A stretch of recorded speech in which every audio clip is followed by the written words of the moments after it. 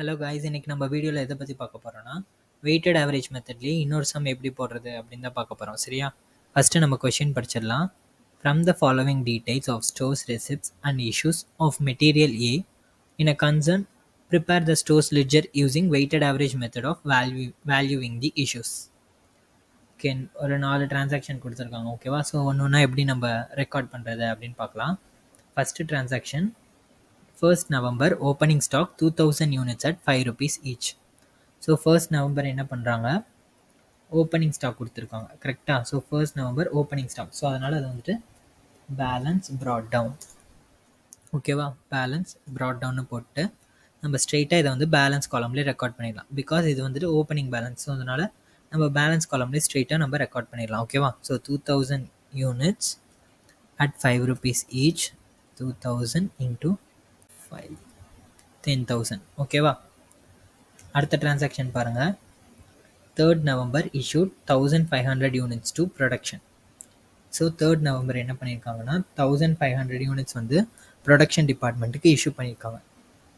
So அப்போ என்ன வரும், மெட்டீரியல் ரெக்விசேஷன் நோட் நம்பர் வரும். கரெக்டாக? Material requisition note number. So என்ன போடுவோம், எவ்வளோ இஷ்யூ பண்ணுறோம், 1500 units இஷ்யூ பண்ணுறோம். கரெக்டாக? ஸோ இந்த 2000 unitsலேருந்து 1500 units வந்து நம்ம இஷ்யூ பண்ண போகிறோம். 1500 units at 5 rupees each, 7500. இப்போ இந்த 2000 unitsல 1500 units போயிடுச்சுன்னா பேலன்ஸ் 500 units இருக்குமா? 5 rupees each. 10,000ல் 7500 போயிடுச்சுன்னா எவ்வளோ இருக்கும், பேலன்ஸ் 2500 இருக்குமா? ஸோ அதை வந்துட்டு ஆன்சரில் போடணும். ஓகே, அடுத்தது பாருங்கள். 10th November received 4500 units at 6 rupees each. So 10th November என்ன பண்ணுறாங்கன்னா 4500 units வந்து நம்ம பர்ச்சேஸ் பண்ணுறோம். சரியா? ஸோ அதனால் goods receive note number. Okay, goods receive note number எவ்வளோ நம்ம பர்ச்சேஸ் பண்ணியிருக்கோம், 4500 units at 6 rupees each. So 4500 into 6, 27,000. So இப்போ இதை வந்துட்டு நம்ம பேலன்ஸ் காலமில் ரெக்கார்ட் பண்ணணும். ஸோ எப்படி நம்ம ரெக்கார்ட் பண்ண போகிறோன்னா, இது வெயிட்டட் ஆவரேஜ் மெத்தட் இல்லையா? ஸோ ஃபஸ்ட்டு குவான்டிட்டிஸ் வந்துட்டு நம்ம ஆட் பண்ணணும். எக்ஸிஸ்டிங் குவான்டிட்டிஸையும் இப்போ பர்ச்சேஸ் பண்ணியிருக்க நியூ குவான்டிட்டியையும் ரெண்டுத்தையுமே ஆட் பண்ணி நம்ம டோட்டலாக போடணும். ஓகேவா? ஸோ 5000. கரெக்டாக? எக்ஸிஸ்டிங் குவான்டிட்டி ஒரு 500, இப்போ பர்ச்சேஸ் பண்ண குவான்டிட்டி 4500, டோட்டலாக 5000. ஓகேவா? அதே போல் அமௌண்ட்டையும் நம்ம அதே மாதிரி ஆட் பண்ணி போடணும். எக்ஸிஸ்டிங் அமௌண்ட் வந்து 2500, இப்போ பர்ச்சேஸ் பண்ணோம் இல்லையா 4500 units, அதுக்கு வந்து அமௌண்ட் வந்து 27,000. ரெண்டுத்தையும் ஆட் பண்ணி போட்டோன்னா 29,500.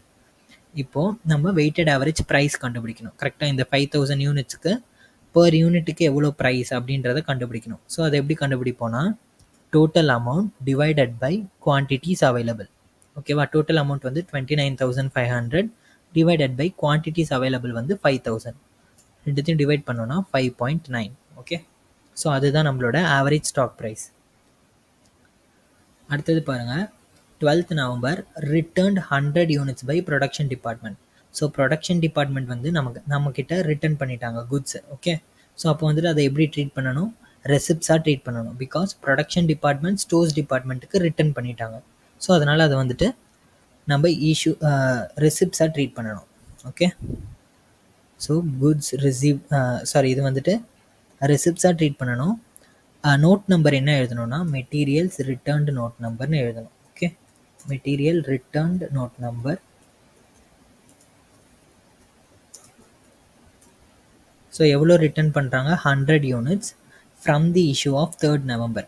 ஓகே, 3rd Novemberல நம்ம 1500 units வந்து இஷ்யூ பண்ணியிருந்தோம் இல்லையா? அதில் 100 units வந்து வேண்டான்னு சொல்லிட்டு நம்மக்கிட்டே திருப்பி ரிட்டர்ன் பண்ணுறாங்க.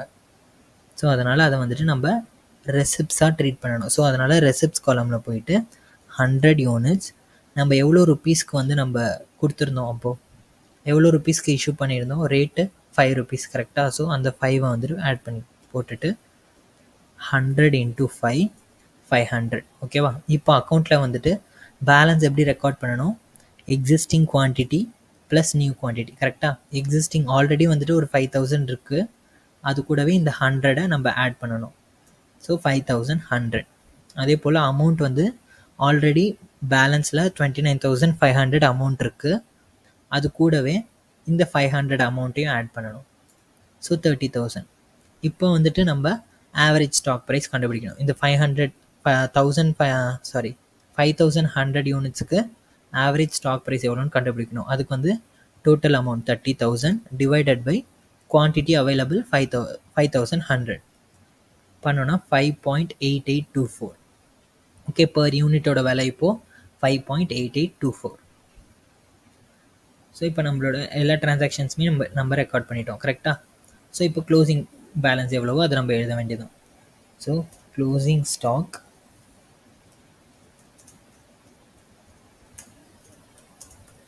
Under weighted average method.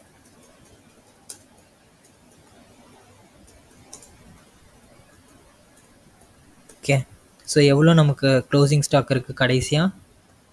So இதுதான் நம்மளுடைய க்ளோசிங் ஸ்டாக். கரெக்டாக நம்மளோட இயர் எண்ட் பேலன்ஸ். ஸோ எவ்வளோ யூனிட்ஸ் இருக்குது? 5,100 units at rupees 5.8824 each equal to 30,000 rupees. Okay, so அவ்வளோதான் இந்த சம். நெக்ஸ்ட் வீடியோவில் இன்னொரு சம் எப்படி போடுறது அப்படின்னு பார்க்கலாம். ஓகே, பாய்.